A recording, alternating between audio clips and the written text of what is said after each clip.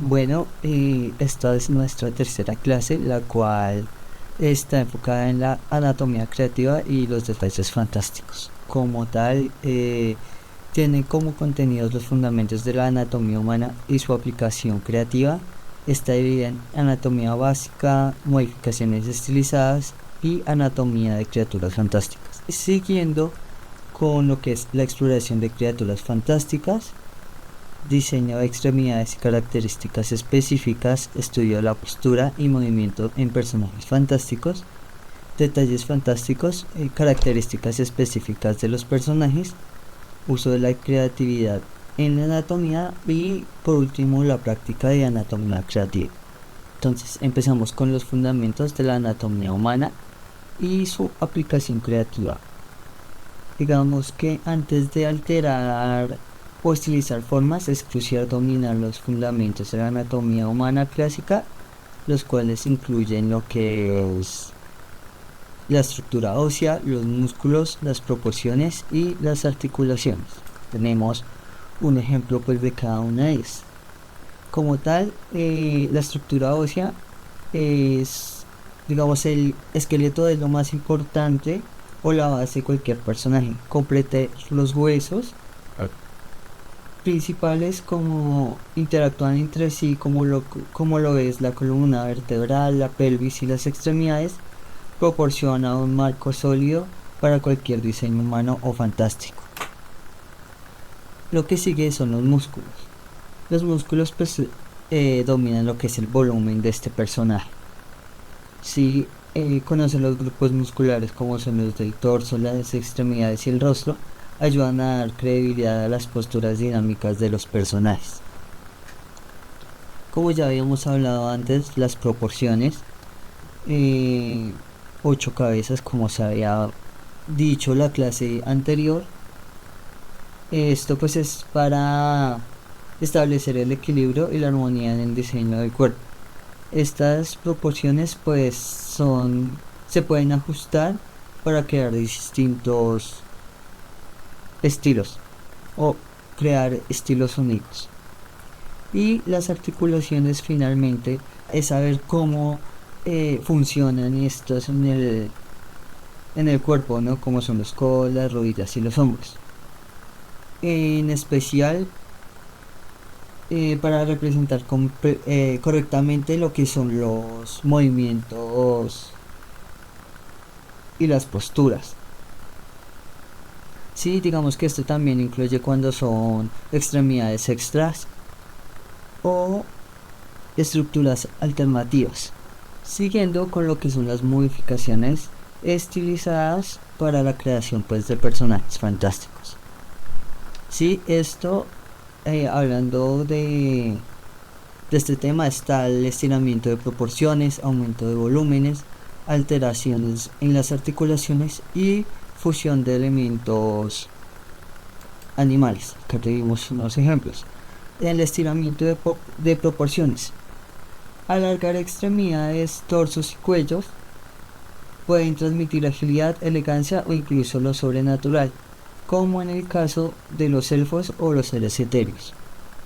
Sí, los elfos normalmente son supremamente, pues sus extremidades son mucho más largas de un humano promedio. Sí, por eso se dice el estiramiento de las proporciones. Aumento de volúmenes. Incrementar el tamaño de ciertos músculos o huesos como hombros anchos o torsos masivos puede transmitir fuerza y poder, como en el caso de gigantes o herméticos. Acá en esta imagen se puede ver lo que es un gigante, el cual tiene un volumen bastante exagerado. Sí, alteraciones en las articulaciones. Lo que dice es cambiar la estructura de las articulaciones para añadir movilidad inusual, como rodillas invertidas o codos adicionales.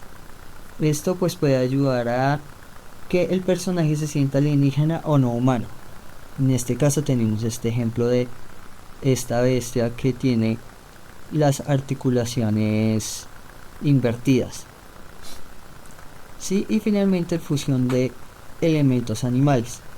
Acá podemos ver lo que es un hombre con orejas de gato. Esto es integrar características animales como colmillos, garras o patas de animal, puede dar una sensación híbrida al personaje. Siguiendo está la anatomía de criaturas fantásticas: elfos y seres humanoides, dragones y criaturas reptilianas, monstruos y seres híbridos, y lo que son criaturas acuáticas y etéreas o etérea. Entonces empezamos con lo que son elfos y seres humanoides. Aunque similares a los humanos, los elfos suelen tener rasgos estilizados como orejas puntiagudas, extremidades delgadas y proporciones exageradas para transmitir ligereza y gracia. Acá tenemos un ejemplo de un elfo. Sí, dragones o criaturas reptilianas. Estas criaturas pueden basarse en esqueletos de reptiles reales, sí, como cocodrilos o serpientes, pero con modificaciones para incluir alas, cuellos largos o cabezas ornamentadas. El estudio de la anatomía aviaria también es útil para diseñar sus alas y musculatura. Acá tenemos un guerrero lagarto con sus ornamentaciones en la cabeza. Monstruos y seres híbridos.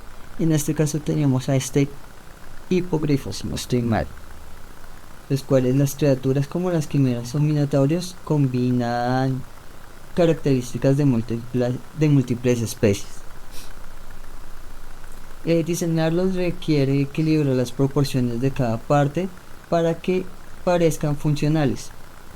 Si no son funcionales, pues no podría servir una fusión o crear seres híbridos, porque si no, bueno, a menos de que uno sepa cómo adaptarlas a su ambiente principalmente.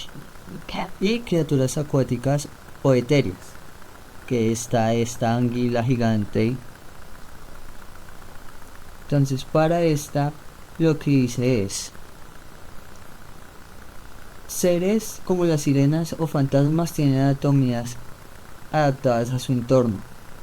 Las criaturas acuáticas requieren estructuras como aletas o membranas, mientras que las etéreas pueden tener formas más sueltas y abstractas. Siguiendo con la exploración de criaturas fantásticas en la ilustración digital. Sí, está el estudio de criaturas mitológicas y fantásticas, como son dragones, quimeras e híbridos o seres sobrenaturales.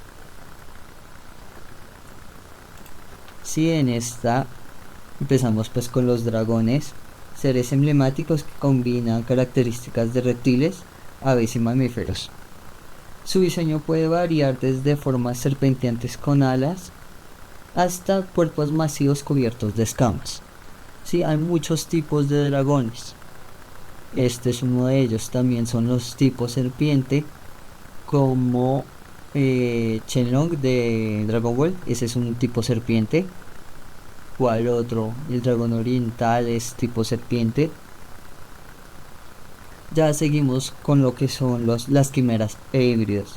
Estas criaturas combinan partes de diferentes animales, como por ejemplo cabeza de león, alas de águila y cola de serpiente. Sí, diseñarlas implica balancear proporciones para que su anatomía sea creíble. Si no es creíble, pues no se va a adaptar y no va a tener coherencia en el mundo en que se está planeando principalmente. Y seres sobrenaturales, aquí pueden ver el ser etéreo, como les había comentado antes. Espíritus, demonios y ángeles suelen tener características etéreas o abstractas, como extremidades estilizadas, cuerpos luminosos o texturas no sólidas que los distinguen de sus formas terrenales. Si acá podemos ver lo que es unos espíritus acechando en un castillo. Siguiendo con la adaptación de proporciones y estructuras anatómicas, características físicas únicas, extremidades inusuales y proporciones extremas. Si en este caso, como características físicas únicas, hablamos de incorporar elementos como aletas, tentáculos, alas o cuernos, los cuales les otorgan a las criaturas habilidades específicas y un diseño visual impactante. Como ejemplo de ese está Cthulhu, el cual es un dios lovecraftiano, el cual es como uno de los líderes que tiene tentáculos en su cara y unas alas. No se alcanzan a ver las alas, pero acá se notan un poco sus alas de dragón, pues parecen de dragón. Sí, extremidades inusuales. En este caso podemos hablar de garras adicionales, patas múltiples o colas prensibles. Pueden dar una sensación de adaptabilidad o peligro.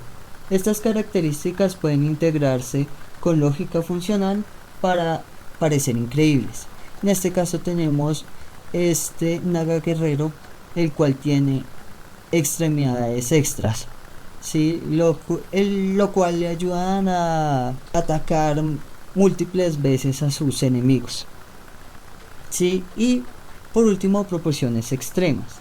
Un cuerpo pequeño con una cabeza desproporcionadamente grande puede transmitir inocencia o astucia, mientras que un torso masivo con extremidades delgadas puede sugerir fuerza brutal o torpeza.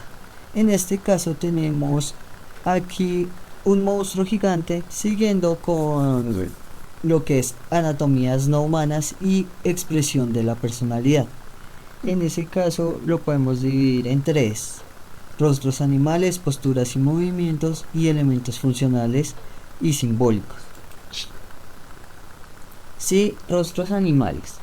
Un rostro similar al de un lobo puede transmitir ferocidad, mientras que características felinas puede evocar elegancia. La combinación de elementos de diferentes animales influye en la impresión general.